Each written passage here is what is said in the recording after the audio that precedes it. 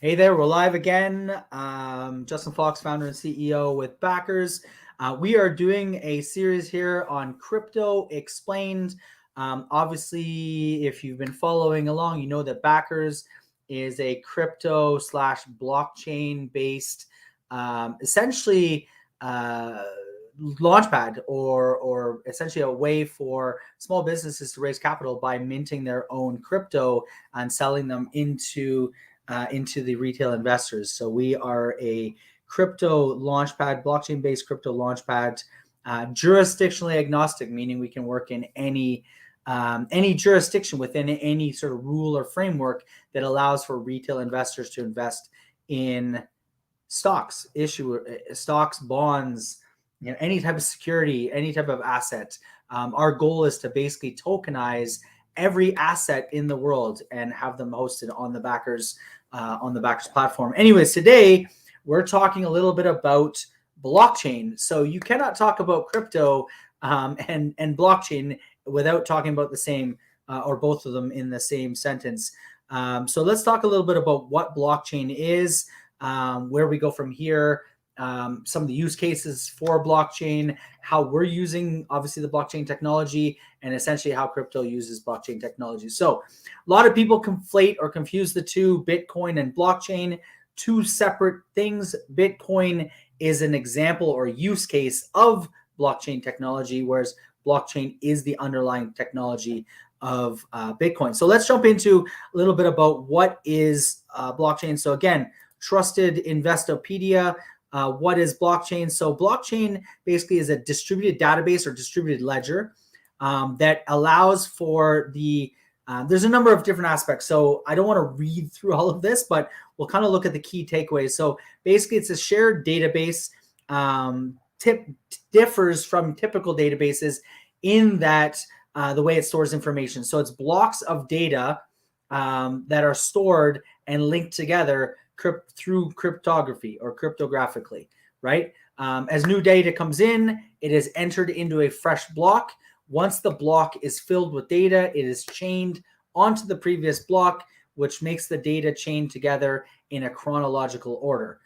So different types of information can be stored on a blockchain, but the most common use so far has been a ledger for transactions. So it is DLT or distributed ledger technology is sort of where blockchain kind of gets that transactional store of transactions, similar to an Excel spreadsheet where you've got an accountant's dual-sided ledger. You've got one side matches the other. There's your ledger, right? So, and that's how they verify the transactions with the dual-sided ledger.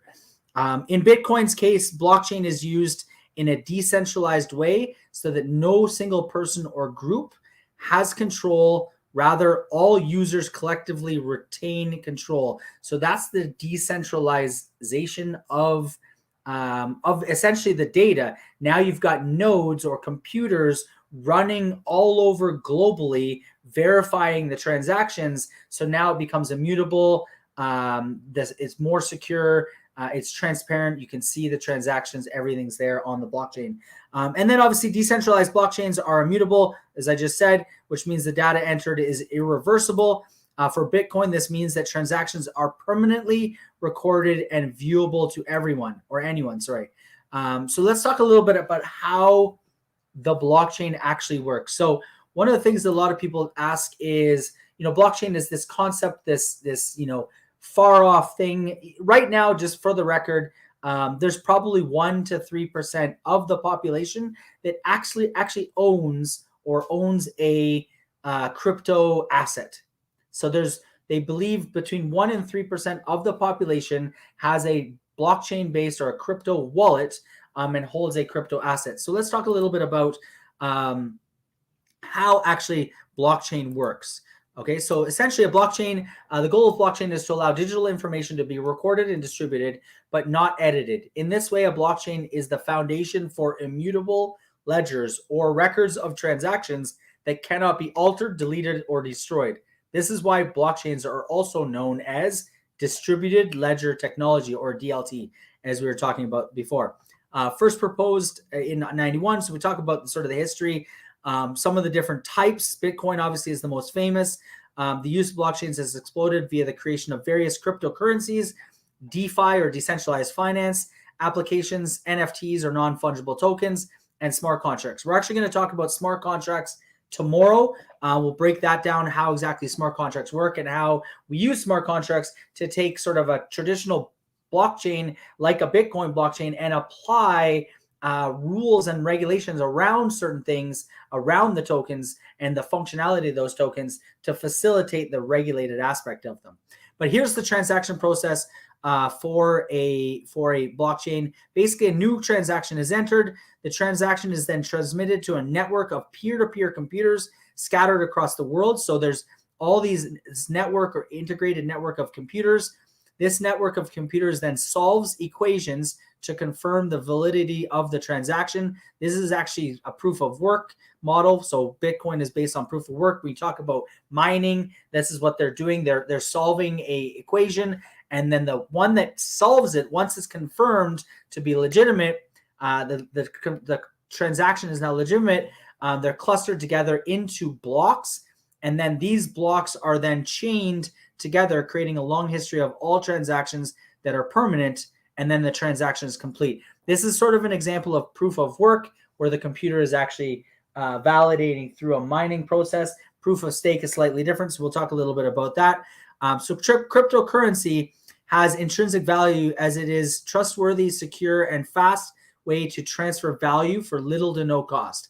Has no physical form as it exists only in the mutable blockchain, and the attributes of a cryptocurrency, such as its total supply, are decided upon by the majority of the members of its decentralized network instead of a central bank. So let's talk a little bit about decentralization. So this is probably one of the biggest things that's happening right now in the blockchain and crypto space, is this concept of decentralization versus centralization. And there's debates now around regulated versus unregulated, DeFi versus what would potentially be called CeFi, custodial versus non-custodial, and how all of that plays in. Those are a lot of words that I just threw out there. But basically, you're looking at, on one side, you've got decentralized. There is no central point of failure or power. Everything is distributed amongst tens of thousands of nodes or computers across the globe, and there's no single point of attack or point of failure to cause the network to go down or any problems. As well, that decentralization allows for security and the immutability, obviously we talked about, and the transparency of it being permanently on the blockchain. And so people can always go back and see those transactions that happened and occurred. But they're all decentralized on a decentralized system or network of computers, which makes it extremely secure and a ideal form for transmitting or holding data in a decentralized way. Imagine, let's talk a little bit about blockchain decentralization. Imagine that a company owns a server farm with 10,000 computers used to maintain a database holding all of its clients' account information. This company owns a warehouse building that contains all of these computers under one roof and has full control of each of these computers and all the information contained within them. This, however, provides a single point of failure. As I was saying, what happens if electricity at that location goes out? What if there's internet connection is severed? What if it burns to the ground? What if bad actor erases everything with a single keystroke? In any case, the data is lost or corrupted. This is the whole point of decentralization. With blockchain, what a blockchain does is allow that data to be held in that database to be spread out among several network nodes at various locations. This not only creates redundancy, but also maintains the fidelity of the data stored therein. If somebody tries to alter a record at one instance of the database, the other nodes will not be altered, and thus would prevent a bad actor from doing so. If one user tampers with Bitcoin's record of transactions, all other nodes would cross-reference each other and easily pinpoint the node with the incorrect information.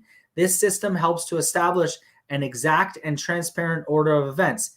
This way, no single node within the network can alter information held within it.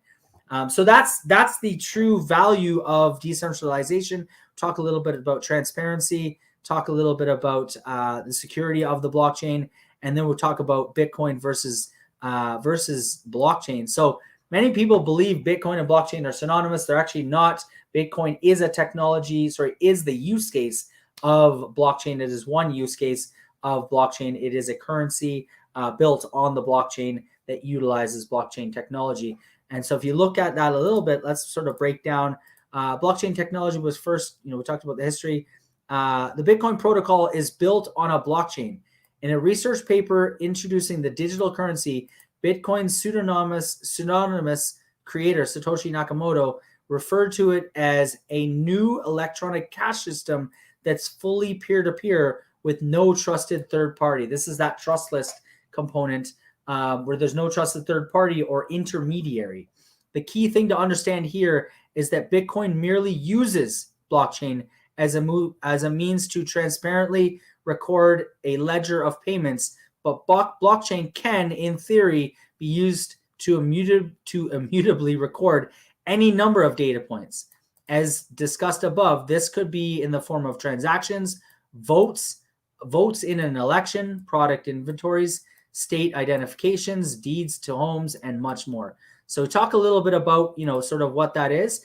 We'll use this as part one of blockchain. What we're going to do is tomorrow we're going to talk a little bit about sort of the banking system. We'll talk a little bit about smart contracts and how all of that plays into blockchain technology, because the blockchain is the underlying technology that powers the backers platform.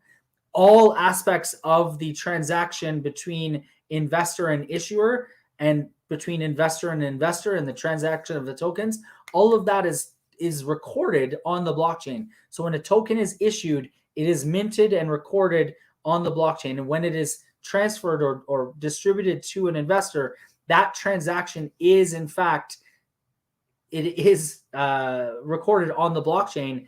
And then any further transactions are all held on the blockchain. So this becomes a immutable, transparent, secure transactional ledger of the issuance, the share issuance, or the financial transaction. So blockchain is key. If I probably have done it a lot of disservice here. We'll continue to talk a little bit about it tomorrow. I encourage you. I'm going to put the link here to the Investopedia article on blockchain, so you can read up on a little bit. But yeah, it's a wonderful thing. Anyways, everyone else, appreciate you guys joining me today. I go on and on and on. That's what we do. Talk to you later.